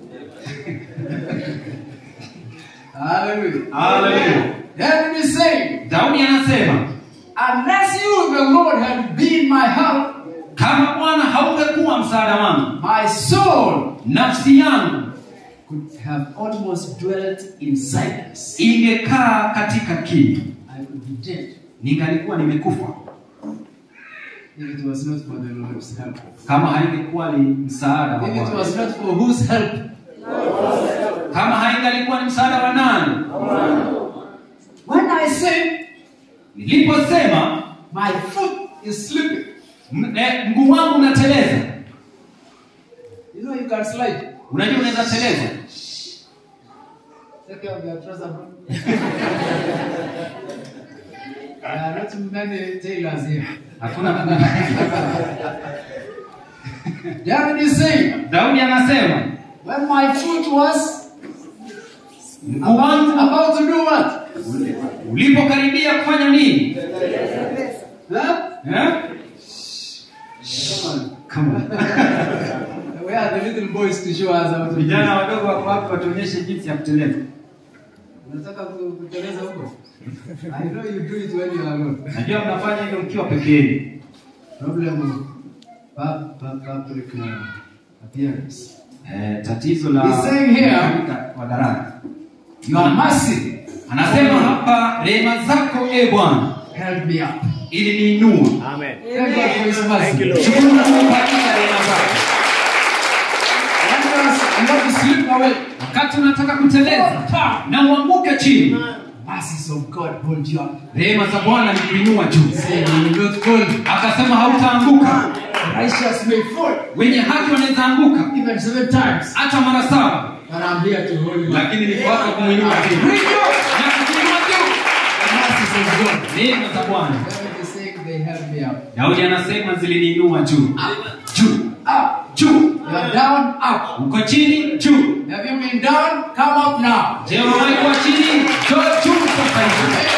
Amina. He's saying, your mercies held me up. Anasema rehema zako ziliniinua juu.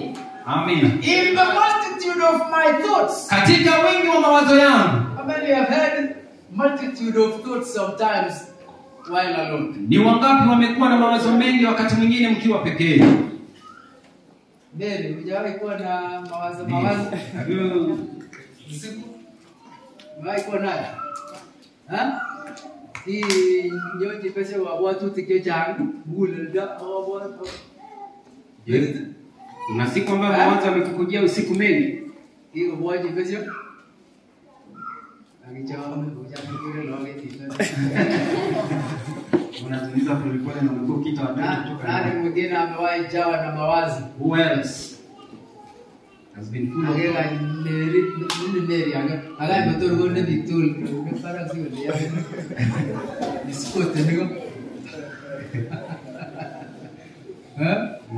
I'm speaking to our mom here. namnenea mama yetu hapa. She was waiting for the rest of you to show the way forward. Alikuwa anangojea ninyi wengine muonyeshe njia. Amen. Amen. Praise the Lord. Msifu Bwana. David was not different. Daudi hakuwa tofauti. He said, in the multitude of my thoughts. Anasema katika wingi wa mawazo yangu. Sometimes many thoughts can come to you. Wakati mwingine mawazo mengi yanaweza kujia ndani yako. People may not look, Watu wanaweza kosa kujua, but you are thinking. lakini unawaza. Thinking. Unawaza, umejawa na mawazo. Everybody does. Kila mmoja anafanya hivyo. That's what makes you a man. Hiyo ndio kile ambacho kinakufanya uwe mwanaume. Amen. Amen. But there is something Lakini kuna jambo that changes the equation. ambalo linabadilisha hali hiyo. You say you are what does what? Huh? Anasema nini inafanyika? Hello? No. Are you in the same scripture with me? Je, uko katika andiko sawa na mimi? What delights the soul? Nini ambayo inafariji moyo? Comforts of God. Faraja za Bwana. In that moment Katika wakati huo of the multitude of thoughts. wa wingi wa mawazo. Amen. Amen. The Lord comforts your soul. Bwana anafariji nafsi yako. Soul is life. Nafsi ni uzima. The combination of your existence is the soul. Yaani wewe kuwa hai ni nafsi yako. Amen. Amen. God comforts you. Mungu anakufariji. Amen. Amen. So you can ask for the comforts. Kwa hivyo unaweza omba upate faraja. When many thoughts come within you, Wakati unakuwa na mawazo mengi ndani yako, remember, kumbuka carnal worry is death, mawazo ya kimwili ni mauti, but spiritual worry is life and peace. lakini mawazo ya kiroho ni uzima na amani. Amen. Amen. David is saying, Daudi anasema, the Lord Bwana. sent his comforts to his soul to delight his soul. Bwana He is thinking a lot. Bwana anatuma faraja yake katika moyo wake ili afurahishe moyo wake anapowaza sana. Amen. Amen. So he relied on God's comfort Kwa hivyo alitegemea faraja ya Mungu in the time when there were many thoughts within him. wakati ambapo kulikuwa na mawazo mengi ndani yake.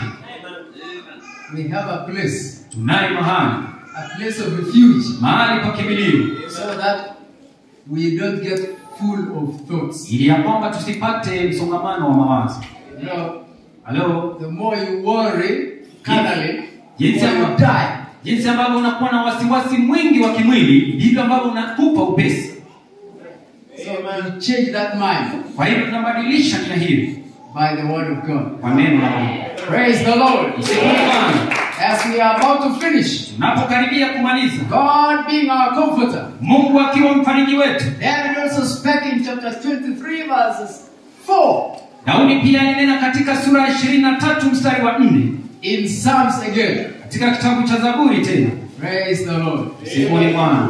In verses 4, Katika mstari wa 4 he said, yes, akasema, naam, though I walk through the valley of the shadow of death, nijapopita katika bonde la uvuli wa mauti, I will fear no evil, sitaogopa mabaya, for you are with me. kwa maana wewe upo pamoja Thy nami. rod and thy staff, they comfort me. Gongo lako na fimbo yako vyanifariji.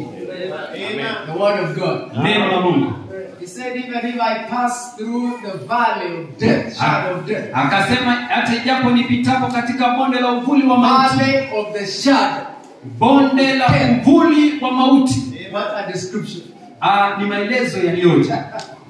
It is the valley Ni bonde of the shadow la uvuli of death. wa mauti. How far? Huwa ni mbali kiasi That's gani? very low. Hiyo ni mbali sana. You are not just under the shadow of death, Wewe hauko tu chini ya uvuli wa but mauti. even under that shadow, you are still in the valley. Hata katika uvuli huo uko katika bonde.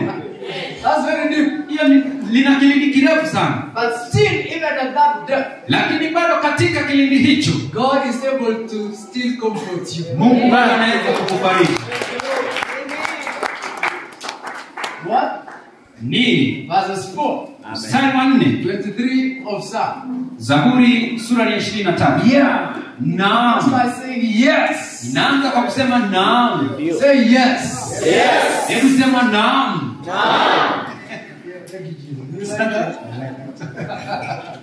I like when you like it. I like it too.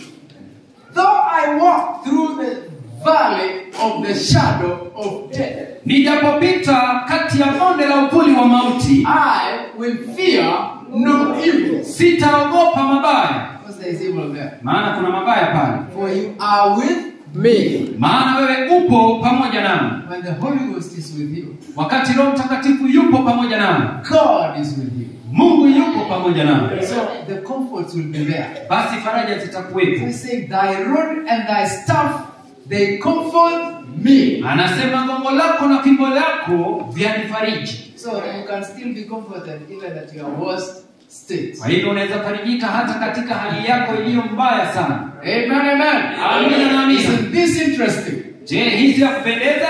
Praise God. Msifuni Bwana. At that moment, Kwa wakati huu, when there is a lot of affliction, wakati kuna majanga you mengi, cannot see your way out. wakati hauwezi ona njia yako ya You kukwepa, think it's the end. wakati unadhania kwamba ni mwisho. That's why some people harm themselves. Hiyo ndio sababu watu wengine wanajinyonga, Because they become hopeless. maana wanakosa tumaini. They have never received this which you hear in this place. Hawajawahi pokea haya ambayo unasikia mahala They hapa. don't know God can do it. Hawajui ya kwamba Mungu anaweza fanya. So they reach until they reach there. Hadi wanafika pale, A place of no going back. mahali ambapo hakuna kurudi nyuma, Where there are worms mahali ambapo kuna viwavu and heat at the same time. na joto wakati mmoja. Oh yes, it's better here. Hapa ni heri. It's better the world Ulimwenguni ni heri than outside the world minus Jesus. kuliko nje ya ulimwengu pasipo na Yesu. Amen. Amen. So David is saying, I shall not fear no evil there. Kwa hivyo Daudi anasema sitaogopa uovu wowote pale, Because thy staff and thy rod comforts me. maana gongo lako na fimbo yako vyanifariji. This man saw everything. Mtu huyu aliona kila kitu, But he relied on God's mercy continually. lakini alitegemea rehema za Mungu kila wakati. Praise God. Siku ni Bwana. Chapter 69. Sura ni ya 69. He faced it all, Alikumbana nayo but yote, he trusted God. lakini alimtumainia Mungu. In verses 20, Katika mstari wa 20, read 19 and find out. soma 19 upate kutambua. Amen. Amen. Thou hast known my reproach Wewe umejua kulaumiwa kwangu and my shame na kuaibika and my dishonor. na kupeleheka kwangu. Mine adversaries are all before thee. Mbele zako wewe wako watesi wangu wote. Reproach has broken my heart. Laumu imeivunja moyo wangu. But remember, he comes to heal the broken heart. Lakini kumbuka, anakuja kuponya mioyo iliyovunjika. And I'm full of heaviness. Nami ninaugua sana. Sometimes you feel very heavy. Wakati mwingine unahisi uzito mwingi. And I look for some to take pity. Nikangoja aje wa kunihurumia. Sometimes you want people to comfort you. Wakati mwingine unataka watu wa kufariji. But do they come? Lakini je, wanakuja? But there was none. Wala hakuna mmoja. That's when they disappear. Hapo ndipo ambapo wanapotea. Who would want to be near a person that looks miserable? Ni nani ambaye anapenda kuwa karibu na mtu anayeonekana hana matumaini? Everyone would love to be near a person that is successful, joyful, prosperous, happy, smiling. Kila mmoja anapenda kukaa karibu na mtu ambaye amenufaika, ni tajiri, anafurahia, kuna kila kitu kizuri. If negative things are spoken against you, mambo mabaya iwapo yatanenwa kukuhusu wewe, everyone will begin to disassociate himself from you, kila mmoja ataanza kujitenga na wewe, so that you may bear it alone. ili ya kwamba uibebe wewe mwenyewe. David was in that position. Daudi alikuwa katika hali hiyo. He said there was none. Akasema hakukuwa na yeyote. Reproaches.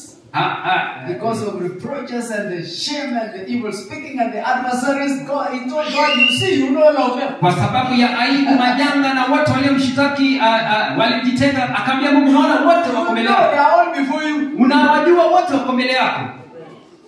Sometimes God's adversaries are before God. Wakati mwingine watesi wako wako mbele za Mungu. They even come to church with you sometimes. Wanakuja hata kanisani pamoja na wewe wakati mwingine. Do you know even the brethren sometimes can turn against you? Je, unajua kwamba wandugu wakati mwingine wanaweza kukugeuka? Hey, watch out when you are in the church. tahadhari ukiwa kanisani. Not everybody is a brother and not everybody is a sister. Sio kila mmoja ni kaka na wala sio kila mmoja ni dada. That's why the scripture says, let's run the race looking unto Jesus. Hiyo ndio sababu looking at one another. Hiyo ndio sababu maandiko yanasema tupige mbio tukimtazama Yesu, sio kumtazamana.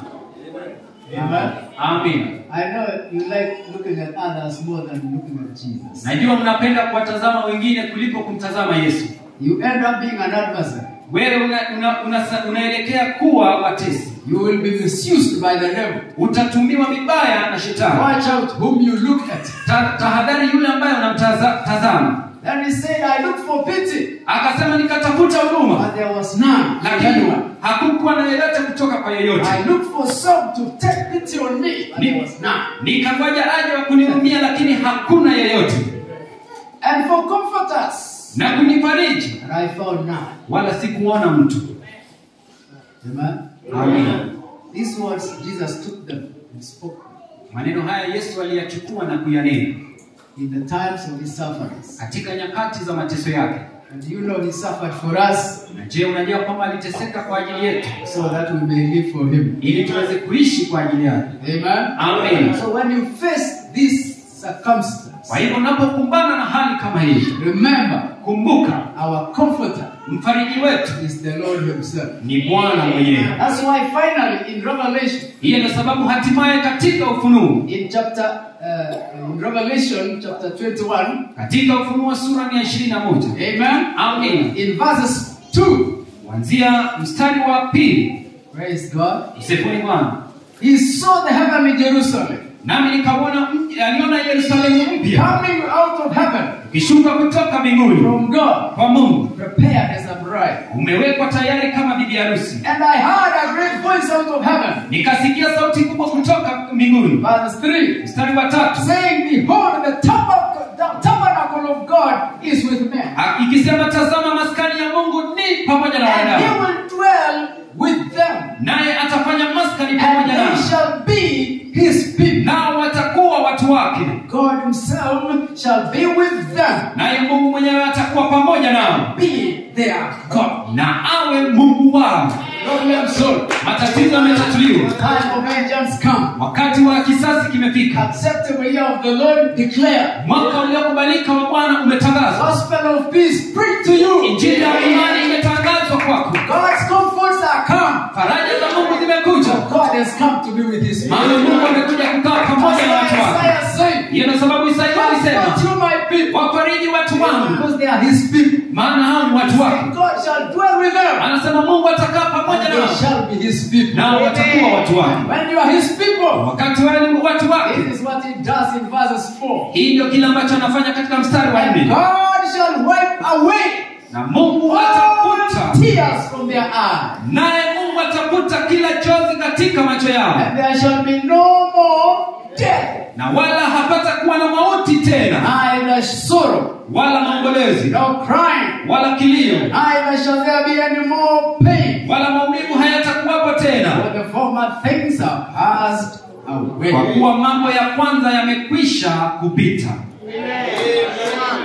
All things have become new in Na mambo yote yamekuwa mapya Jesus Christ. katika Kristo Yesu. The gospel of Jesus is preached, Na hiyo ndio sababu injili ya Yesu inahubiriwa, that your kingdom come ya kwamba ufalme wako uje and your will be done, na mapenzi yako yatimie, as it is in heaven, jinsi ilivyo pale mbinguni, so let it be here on this new earth. na iwe hivyo hapa katika nchi mpya. Kwa nini? Because there is no sorrow in heaven, Maana hakuna huzuni pale mbinguni, there are no tears in heaven, hakuna machozi mbinguni, there is no pain in heaven. hakuna uchungu mbinguni. Everything is just God. Kila kitu ni Mungu tu. Amen. Amen. And this is our comfort, Na hii ndiyo faraja yetu, the word of God. neno la Mungu. David said, I have hope Daudi alisema ninaye tumaini in your word. katika neno lako. For if you couldn't have been my hope, Maana kama wewe haungalikuwa tumaini I langu, could have slipped ningeteleza into the place of silence. katika mahali pa kimya. But thy word, Lakini neno lako, thy comforts, faraja zako were comforts to my soul. zilikuwa faraja kwa nafsi yangu. Amen. Amen. Praise God. Sifu Bwana. This is the reason we worship God. Hii ndio sababu tunamwabudu Mungu. Because He is our comfort. Maana yeye ndiye faraja yetu. And His mercies Na rehema zake holds us up. inatushikilia juu. Thank God you are here. Mshukuru Mungu hapa. Yes, blessed Hii ndio watu waliobarikiwa. God is with His people. Mungu yuko na watu watu wake. This is the Jerusalem of God. Hii ndiyo Yerusalemu ya Mungu, The heavenly Jerusalem. Yerusalemu ya kimbingu. The tabernacle of God Hema ya Mungu is with men. iko pamoja na wanadamu. Stand up and thank God Simameni na mshukuru Mungu because of His word. kwa sababu ya neno lake. And He has blessed you. Bwana anabariki.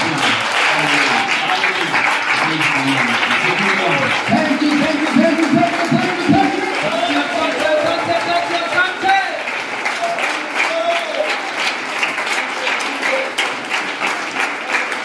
Your warfare is accomplished. Vita vyetu vimekwisha. Lord, we thank you. Come on.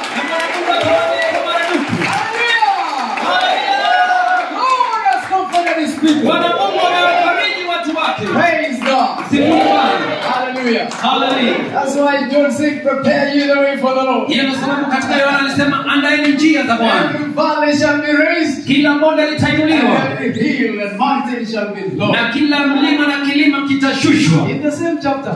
Katika sura hiyo hiyo. Amen. Amen. That's a real word of confidence. Hiyo ni neno hakika la faraja. Sifu Bwana. Mungu awabariki kila mmoja wenu.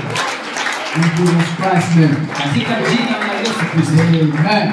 Amen. Big amen for that.